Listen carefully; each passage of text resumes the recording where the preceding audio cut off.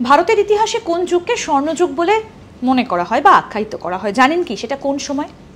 তার আগে আপনাদের বলি, একটা সময় ভারতবর্ষ ব্রিটিশ শাসনের অধীনে ছিল, কিন্তু তারও আগে বারে বারে বহিঃশত্রু আক্রমণ হয়েছে এ দেশে। কারণ ভারতবর্ষ বরাবরই ধন সম্পদে পরিপূর্ণ এমন একটা দেশ যেখানে সব কিছু রয়েছে। ভারতবর্ষের ইতিহাসে সব থেকে বেশি উন্নতি হয়েছিল গুপ্ত যুগে, আর সেই কারণেই গুপ্ত সাম্রাজ্যের সময় ভারতের সময়কে বলা হয় স্বর্ণযুগ। কেন না এই সময় গণিত, জ্যোতির্বিদ্যা, বিজ্ঞান, ধর্ম, শাস্ত্র সব দিক থেকে উল্লেখযোগ্য সাফল্য অর্জন করেছিল ভারতবর্ষ। আর সেই কারণেই খ্রিস্টীয় 4র্থ থেকে 6ষ্ঠ শতাব্দীর মধ্যবর্তী সময়টিকে বলা হয় স্বর্ণযুগ।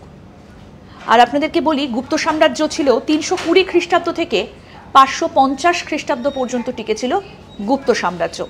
এই গুপ্ত সাম্রাজ্যের সময়টিকেই বলা হয় ভারতের ইতিহাসে স্বর্ণযুগ। এরকম আরও অনেক অজানা আপডেট পেতে দেখতে থাকুন আজ তাক বাংলার ইউটিউব চ্যানেল, সাবস্ক্রাইব করুন।